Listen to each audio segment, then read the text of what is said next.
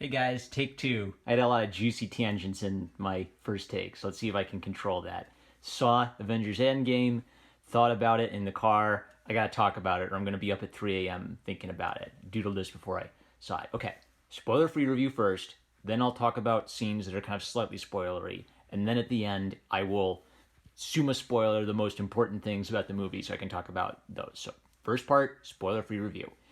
Good movie. I've been a casual fan of the Marvel Cinematic Universe. I care more about the comic characters. I was really happy with it. A 3 hour movie. I wasn't bored at all. I enjoyed it. It brought this story to a close for me, and they're probably gonna try to make more. But as far as I'm concerned, the story is done. It's a satisfying ending. If you're worried about some things in it, I'll talk about that later. But pretty much, I recommend it. Worth seeing in theaters. Good movie to see with friends. So that was your spoiler-free review. Now let's talk about kind of like things in the plot that are you might consider a spoiler, but I'll try to save you from like the biggest impact and the most surprising things. Okay, Iron Man. So Iron Man is probably the only other Marvel Cinematic Universe movie I saw in theaters, and I've had like this kind of casual interest in some of the other ones. Like I'll enjoy them. They're kind of like I'll defend them as like dumb, fun Transformer style movies. But Iron Man, I genuinely loved that movie and would watch again and again. And so watching Endgame made me think about Iron Man and think about this movie series as a whole. And I actually respect the Marvel Cinematic Universe movies a lot more now that I've seen Endgame, but despite a couple annoying things. Okay, Captain Marvel, elephant in the room. Oh boy. So yeah, these were like all the annoying things I thought about the movie had to do with Captain Marvel, but I don't know, I had like this weird Zen experience where I was enjoying the movie so much that when the annoying things happened, if I'd seen this movie like 2 or 3 years ago when I was fresh out of SGW art school, I probably would have been like really angry and said, oh no, the feminists are gonna take over us all with intersectionalism. But what I remember thinking in the theater was, oh, you poor thing. That's really what they're gonna give you for this movie, you poor thing. And then just going back to enjoying the actual parts of the movie. So I wrote shiny feminist car keys because that's my way of describing how they handled Captain Marvel in this movie. So if I was writing it, the way I would have tried to handle being told I had to shoehorn in Captain Marvel at the very end of a long movie series is I would have had her actually be a much more important character and then have her be kind of like this central figure in that she's inexperienced, she doesn't know how to work with a team, and maybe have like a team building relationship with her and Thor where she learns to be an actual hero by the end. The movie writers came up with a different solution, and I respect them for doing this. Their solution for Captain Marvel was to give her a couple scenes and then shove her out of the way as quickly as possible for as much of the movie as possible, which means that the couple annoying things with Captain Marvel are literally just a couple annoying things. And actually, maybe that solution is better than my solution because I do not believe that Brie Larson has the acting chops to pull off a successful character outside of like independent art films. Everyone talks like this. This is me being angry, and this is me being blissful, and this is me being afraid. Do you hear the differences in my voice?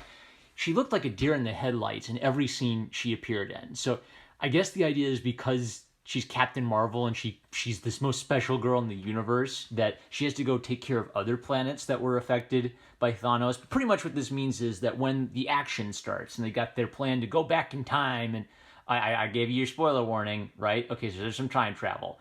I'm going to save the really important stuff for like a super spoiler warning, don't worry. But you've been warned, so you can proceed at your own risk. So they're going to go back in time and try to stop Thanos. Why isn't Captain Marvel involved in that at all? I don't know. For the whole crux of the movie, she's just off in Never Neverland, completely uninvolved in the attempt to save half of life in the universe. And then she shows up at the end and blows up a spaceship. I had the thought that, if this is a compromise for the culture wars, I'm okay with this. We'll just have good movies, and then for one scene in the movie, we'll have this super duper strong female protagonist girl power moment where Captain Marvel shows up and blows up a ship because she's so much stronger than everyone, and everyone says how amazing she is, and then all the girl characters show up because girl power and girls can fight bad guys 2, and then we'll just ignore them and then go right back to the characters we care about for the rest of the movie. Hey, look, feminist, car keys, it's so shiny. Don't you feel good that we put this in the movie? Okay, now back to the actual main characters who people care about. So the main 6 characters were all handled excellently. So who would that be? Hawkeye, Black Widow, Hulk, Thor, Iron Man, Captain America, right? And then each of them kind of had a journey. Each of them had a chance to kind of like bring their story to a conclusion. All 6 of them were really beautiful, and Black Widow kind of steals the show for the part that she's in. So that's kind of like a, I don't know, because Captain Marvel brings up this whole culture war thing where the Captain Marvel movie was made into a culture war touchstone. Oh, you don't like girl characters? Well, Scarlett Johansson's character, Black Widow, that was an actual heroic arc she went on, and it was really poignant. It really tied into her kind of like sadness over being an evil person at one point in her life, of having blood on her conscience, and getting to help Clint Barton in a way that he helped her. Tony, they really took him in an interesting direction, but in a way that kind of fits with his general arc of being a selfish guy, kind of gradually, being okay with being a hero, but having to learn that being a superhero means that he actually has to be self-sacrificial. Captain America, they gave him like a really beautiful moment before the climactic battle scene. So I'm just so happy with how they handled the main 6. So one more annoying thing, they had Rocket Raccoon instead of Star-Lord, which I guess they were stuck with from Infinity War. Star-Lord deserved to have an arc too, because he made the dumbest decision in all of Infinity War. He needed a chance to make up for that and fix the mistake he made. Instead, we got Rocket Raccoon doing cool, funny Rocket Raccoon quips. You could have had Star-Lord doing those funny comic relief bits too, and actually have him do something to make up for his mistake. So really the only person I feel got screwed was Star-Lord out of kind of like the central figures in the Marvel Cinematic movies. Everyone else kind of got that cool moment, and the main 6 especially each got a story arc that was perfectly paced. Like everyone had a beginning, a middle, and end. They went on a journey. They kind of came to terms with themselves. Excellent handling of all the different characters. I don't care what they do next. This movie franchise is done for me. Maybe I'll watch, I don't know, I'll wait for Spider-Man Far From Home to be on Netflix and watch that, I guess. But I don't care who they try to replace these characters with. The stories are done for the main 6 characters. All right. Let's talk about spoilery things. All right, you ready? So we're 8 minutes in. Super duper hardcore spoiler warning. Snape kills Thanos. Are you gone? Okay. Tony Stark dies. And it's a meaningful death because his whole character arc up until this point has been about Tony being number 1, Tony being Mr. Cool Boy. And he's had heroic moments in the past where he's willing to put his life on the line. The first Avengers movie did that. So having Tony die is the best way to wrap this up, because then it ties into Iron Man is the beginning of this story, Iron Man is the end of the story. And the other characters contribute too, but Robert Downey Jr.'s character and the way, everything he added to the Iron Man character kind of becomes the central focus, the narrative arc of this whole thing. So that's why this whole movie comes together for me, is even though there's magic and, they're undoing death using the space stones, there's some deaths you can't undo, and Iron Man's death is one of those. I gave you the super spoiler warning, didn't I? Yes, I did. So the only other death is Black Widow, and even though it's kind of sad that they kill her off halfway into the movie, I feel like it was also a very meaningful death in that Clint Barton saved her from a life as a criminal. She gets to save Clint Barton from descending down a path of hatred and murder. And so in the first Avengers movie, she has that line about how she has a lot of red in her ledger. She finally gets to clear the red from her ledger. And I think it makes sense narratively that if you die to obtain the Soul Stone, then you obviously can't use the Soul Stone to bring them back. That just is a narrative rule. It makes a lot of sense to me. Even Hulk, they do the cool Professor Hulk thing where Banner learns to control his rage, and the Hulk.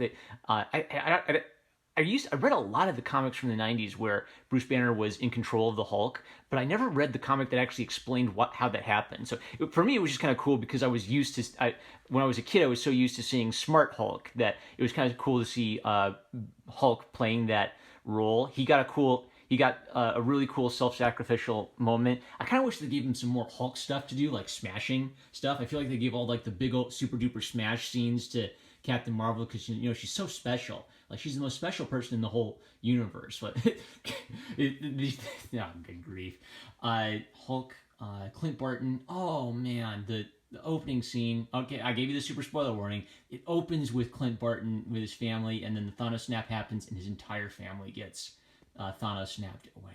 Oh, that hit me right in the gut, and I was in for the whole movie after that. And then you see him kind of descend into anger and resentment that other people were allowed to live, but his family died, and that adds more poignancy to Black Widow dying to keep for the sake of Hawkeye, because then that means that Hawkeye can have healing. He can be made whole again. He can return to his family thanks to the person that he wants. It's beautiful, beautiful stuff.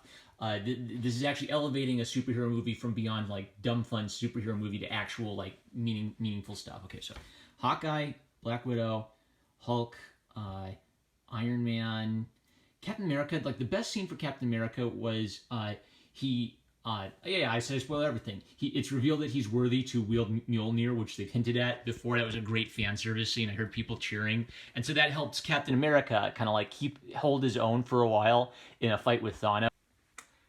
Dang it, I will spoil everything for you, and you will like it, no matter what this phone says. So Captain America gets this moment where he looks completely overwhelmed. The entire army of Thanos is descending on him. I don't know where the other characters are, but Captain America stands alone against them. And then the army emerges, and it's like a Lord of the Rings battle. So they also like find a way to like send him back in time so he can be with Amanda Carter again, which was a little weird. Like, after you do all this time travel stuff, why are you going to threaten the time stream? But I'm okay with that, and that it just gives his story an end. He finally finds a happy ending, having been inspired by Tony Stark and changed by Tony Stark. Is that all the characters? Did I miss anyone? Thor, they actually, unlike Captain Marvel, they gave Thor a character arc. After we've seen him go through all this journey, he ends up fat and alone and depressed because he feels like he failed against Thanos. So he has to find himself again and drag himself up from the bottom and become a character again. So when they want to do like a super duper feminist character, their idea is to bring her in to like punch Thanos a couple times and be super cool, and then kick her out immediately, and then bring the regular characters back in. They have no way to tell a story with a super duper feminist character, because I wrote shiny feminist car keys because that's literally all it is. It's to distract people, make them feel happy, make Hillary Clinton voters feel like they've won some kind of culture war battle for a whole minute of screen time, and then shove that aside as quickly as possible. She smashes his spaceship, and then eventually they just erase Thanos' army with the Thanos snap anyway. So she contributed absolutely nothing of significance to the entire movie except to be super duper cool and everyone loves her. Why does this character exist? I'm not mad, SJWs. I feel sorry for you. Are you happy with this? Oh, Dumbledore has a gay scene. Not really. We briefly allude to the fact that he might be gay, but not in a direct way at all. Oh boy, Captain Marvel showed up for 30 seconds. Hooray, feminism. Yes, you didn't spoil the movie for me, you sucker.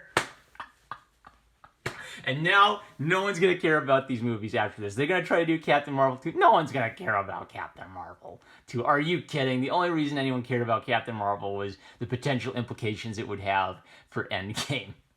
Oh, I just feel so sorry for that character. I even feel sorry for the actress, even though she said all these bigoted things on her public tours, because what even is that role? What do you do with that role? Or what does a writer do with an actress who's that stiff? So, Oh, they did a Hail Hydra joke, and I heard like the 20-something guys and 30 to 40-something guys laugh at a Hail Hydra joke. Because the whole point of the joke, Nick Spencer, is that Captain America would never serve Hydra. That's the whole point. He pretends to Hail Hydra so he can get the super duper secret thing and then move on. So it's funny because they're essentially making fun of Nick Spencer's Hail Hydra as a meme. Not So yeah, I laughed. I love seeing Nick Spencer get a little roasted. I don't know. Some people said he did okay on Spider-Man after that whole debacle. So maybe I deserve to give Nick Spencer a second shot.